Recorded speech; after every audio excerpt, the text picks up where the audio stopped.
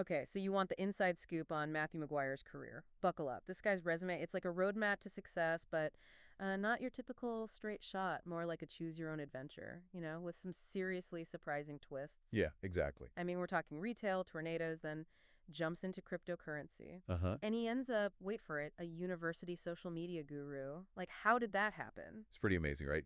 What gets me is how it all comes together in his current role at Texas A&M. You mean the information architect, creative manager thing? That's the one. It's like all these random experiences, somehow they were building to this. And get this, he's increased their social media audience by 15%. Wow. Over 2 million impressions in just 90 days. That's not luck, that's skill. So this deep dive, we're tracing those threads back. Okay, I'm hooked already. It's all about seeing how each step, even the unexpected ones, built to this success. All right, let's rewind to the beginning then. Early career, unexpected beginnings, it says here. He started at Macy's, assistant manager. Macy's? I know, right? What's the connection to, well, anything else on this resume? This is where we see those transferable skills forming, those things you don't think about. Client relations, scheduling, even basic accounting. That's essential no matter what you do. Yeah, I guess so. It's like he was laying the groundwork, right? For a career where you need to wear many hats, juggle priorities, and always keep the customer, or in his case later the audience, in mind. So maybe retail isn't so random after all, but then he goes from selling, sweaters to covering a devastating tornado for the Southern Illinoisan. That's a jump. Talk about a jump. And here's where we see he can handle pressure, create content that resonates. 250,000 page views on his coverage. Really? That's a crash course in real-world media production. Understanding how to connect on a huge scale through storytelling. Tornadoes and crypto, like this guy, doesn't shy away from anything intense. You're picking up on that too. It could be that he thrives under pressure, or maybe he's drawn to situations where he can make a tangible impact. That's an interesting thought. Either way, these early experiences, they shaped his approach to work.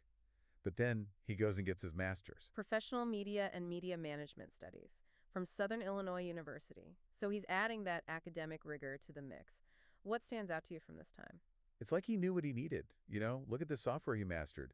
Adobe Creative Suite, Final Cut Pro, MySQL. This isn't just hitting the books. It's hands-on experience with the tools of his future career. He was preparing. Proactively. Like he understood content creation was going digital, needing both creative and technical skills. He was ready for a career where flexibility and having a diverse skill set would be key. As a listener, you might think about your own skills. Are you well-rounded? Is there an area you could strengthen to make yourself more adaptable? That's a good point. Okay, so he graduates, has this impressive toolkit, and then becomes web producer at Reader-Supported News. Yep. Diving headfirst into the world of online publishing. So he's picking up those digital marketing, content creation skills that are like gold today. Exactly.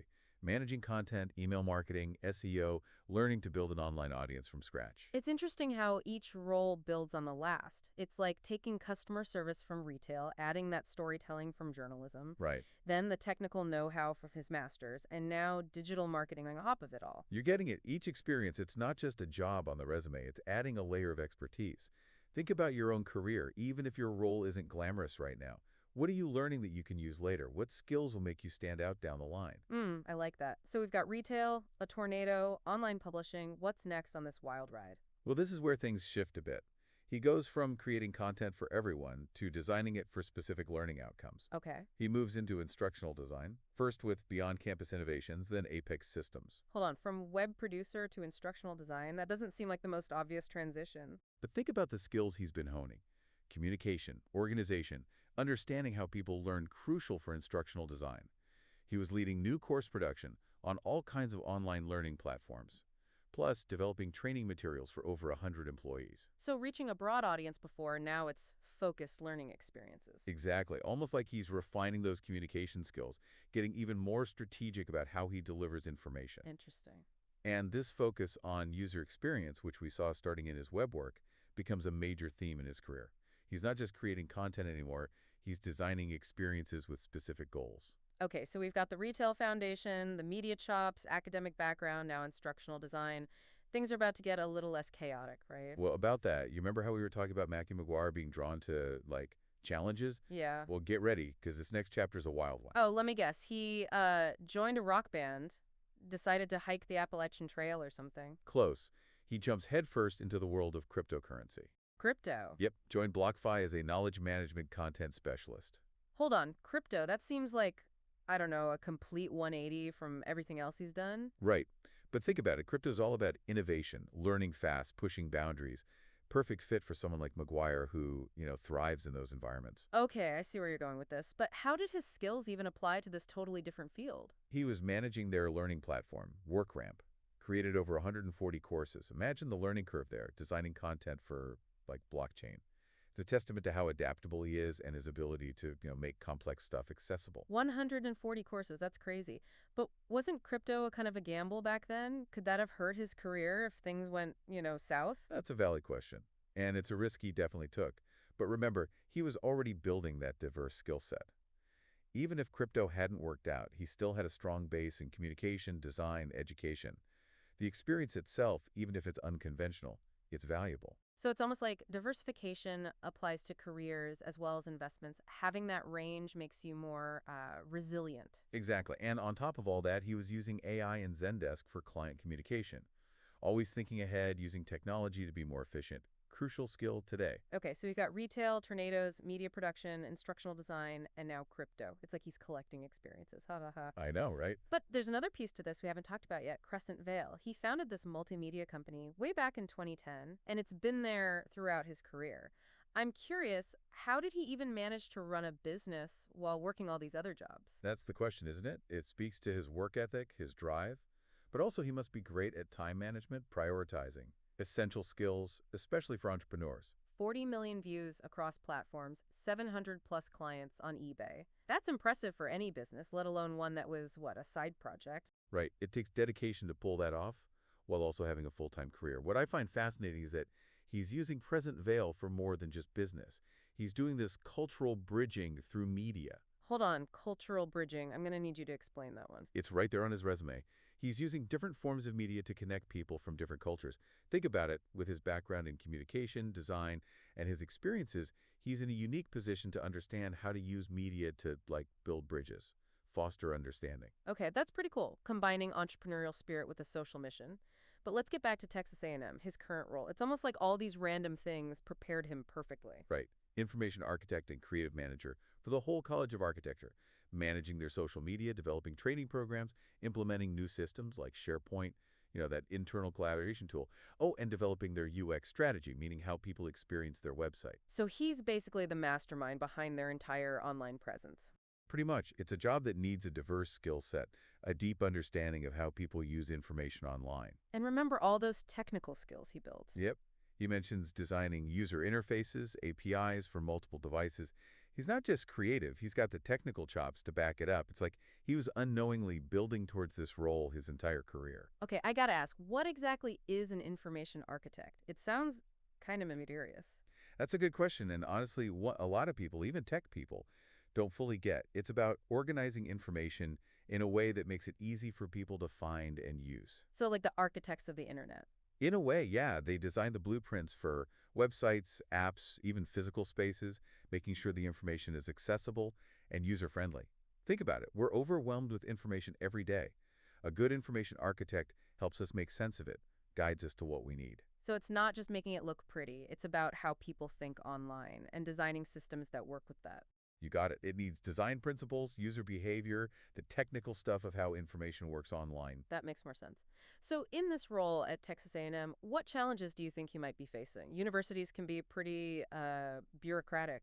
Absolutely. A big institution like that is no joke to navigate. He's probably dealing with complex systems, tons of stakeholders, red tape you wouldn't believe.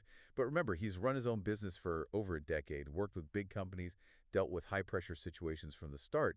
He seems to thrive in those spots. That's true. He doesn't shy away from a challenge, that's for sure. But it's not just overcoming obstacles, it's making a positive impact, right? Right. And that's what's inspiring about his story. He's not just building a career, he's using his skills to make the world better, more connected, accessible. Okay, I'm officially in awe of this guy. But before we go full fangirl, let's look at some of his specific achievements in this role. For example, he mentions developing a UX strategy for their main website. What does that even entail? Why is it so important? The UX strategy is all about making a website easy and enjoyable to use. Understanding the users, in this case, students, faculty, alumni, anyone interested in the College of Architecture, and then designing a site that works for them. A good strategy can be the difference between a site people love and one they abandon out of frustration. So not just pretty, but functional and intuitive. Exactly, creating that seamless experience. And today, where attention spans are, Well, and people have a million options. Good UX can make or break you. So how does this tie back to Matthew McGuire? Well, remember, he increased their social media audience by 15%, over 2 million impressions in 90 days. That says he knows how to create engaging content, reach the right people, likely applying those same principles to the website, making sure it attracts and keeps visitors. Makes sense. He's not just a designer, but a strategist who uses digital tools to get results. Right, and his work with accessibility standards, making sure the site's usable by people with disabilities, shows he's thinking about inclusivity, which is so crucial for any organization, especially an educational one. It's like he's thinking about every little detail, but also the big picture at the same time. That attention to detail, the strategy, the commitment to inclusivity is probably why he's so successful in this role. Okay, so we've covered retail, journalism, academics, Crescentvale on the side, crypto deep dive, and now he's a UX expert, social media whiz, information architect. Anything we missed? Well, there's one more experience worth mentioning. His time at Charles Schwab as Senior Manager of Compliance Training. Compliance training, that sounds kind of dry compared to everything else. It may be at first glance, but I think this role was key in him getting really good at managing and delivering information. Okay, tell me more. He was responsible for developing educational resources, emails, SharePoint pages, videos, the whole 9 yards. And that experience directly relates to what he's doing now at Texas A&M, where he's also creating and managing online content. So even though the topic was different, the core skills were the same. Communication, organization, presenting information in a clear way. Exactly. And let's not forget about his work developing accessibility standards. He brought that experience with him to Texas A&M, implementing those same standards on their website. It's a perfect example of how skills from one role can be used in another. It also shows how important attention to detail is, and really understanding brand guidelines. Keeping things consistent and high quality matters, especially for a big company like Charles Schwab. And that experience working with a huge audience at Charles Schwab, it's very similar to the scale of Texas A&M. He's comfortable in these large, complex organizations, navigating the bureaucracy, collaborating with all sorts of people. Okay, starting to see the pattern here. Every experience, even the ones that seem random, they all played a part in his success. It's like he's been on this journey of learning, always adding new knowledge, and it's led him right here. But there's another layer to this we need to talk about, his innovative way of solving problems. Ooh, I like where this is going. At Charles Schwab, he made this system using SharePoint to automatically generate captions and transcripts for training videos. Not only is that innovative, it's super cost-effective. Shows he's always looking for ways to do things better, using technology to his advantage. Working smarter, not harder. Exactly. That kind of mindset is invaluable in any role, especially somewhere fast-paced and constantly changing like higher education. So even though Charles Schwab seems like a detour, it actually Goffin skills and experience that he's using right now at Texas A&M. Exactly. Perfect example of how seemingly unrelated experiences can actually help you grow in your career. So what's the big takeaway from Matthew McGuire's journey so far? What should our listeners be thinking about? I think the biggest takeaway is that your career doesn't have to be a straight line. It's okay to explore different fields, experiment, even take a few detours. In fact, those detours often lead to the most interesting and rewarding places. So embrace the unexpected. Exactly. And don't be afraid to try something new. You never know what skills you might learn or what opportunities might come up. And don't forget those transferable skills. Right. Every experience, no matter how unrelated it seems to your goals, it all adds to your skill set. So be a lifelong learner, be adaptable, be open to new possibilities. That's great advice, but there's one piece I'm still trying to wrap my head around, his entrepreneurial thing with Crescentvale. It's been there this whole time. How has he balanced that with everything else he's doing? That's a good point. It's a tough balance for a lot of people. So I'm really interested to dig into his experience as a founder, see what lessons we can learn. Let's do it. Let's explore Crescentvale, see what we can find out about Matthew McGuire's entrepreneurial adventure. All right, so we're finally getting to Crescentvale, Matthew McGuire's own multimedia company running alongside everything else he's been doing. We've seen he can handle fast-paced, challenging stuff, but this is like next level. It is, and he's not just keeping it going, he's making it work. 40 million views, over 700 clients at eBay. Those are numbers most businesses would kill for. It makes you wonder, how did he do it? Was there some secret strategy he used to build this up while working all those other jobs? Well, his resume mentions focusing on content marketing and cultural bridging through different types of media. Sounds like he was deliberate about his approach, not just making stuff, but understanding who he's talking to, tailoring the message, and connecting across cultural lines. You know, it fits with his whole career when you think about it. Covering that tornado, explaining those financial rules, then jumping into crypto. He's always had to take complex things and make them make sense to a lot of people. Exactly. That ability to connect with people from all different backgrounds, that's probably a huge advantage for his business.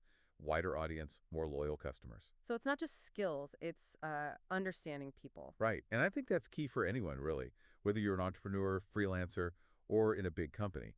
Being able to connect, understand needs, communicate well, that's crucial no matter what. Okay, so he's got the communication down, this cultural bridging thing, but he's also a Google and YouTube partner, meaning he's making money through AdSense, and an eBay top-rated seller, 100% satisfaction. So clearly he knows how to run a business too, Oh, absolutely. It shows he's not just the ideas guy, he has the practical skills. Managing, marketing, keeping customers happy. like the art and science of entrepreneurship, both. I like that. And it reminds us a business needs more than just a good idea. It takes planning, organization, knowing your finances, and always delivering value. Chris and Vale almost feels like a mini version of his whole career, you know? Constant learning, adapting, creative problem solving, like he's made for success no matter what he tries. And it's not just success for himself. Remember, he's using Crescent Vale to, like we said, bridge those divides, help people understand each other better. It's got a purpose beyond just profit. Combining his love for communication, technology with making a difference. Exactly. And that's inspiring, right? You can have success and fulfillment when your work matches what you believe in.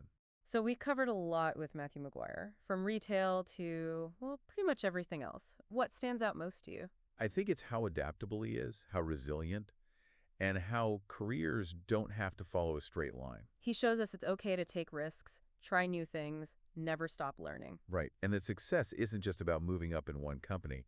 It's about finding how your skills and experiences can make a real impact. What's the one thing you'd want our listeners to take away from all this? Don't be afraid to make your own path. Your career doesn't have to be one straight line. Embrace the detours, the things you're curious about, and never underestimate what you've already experienced. You never know where it might lead you. That's great advice. So until next time, keep exploring, keep learning, and keep diving deep.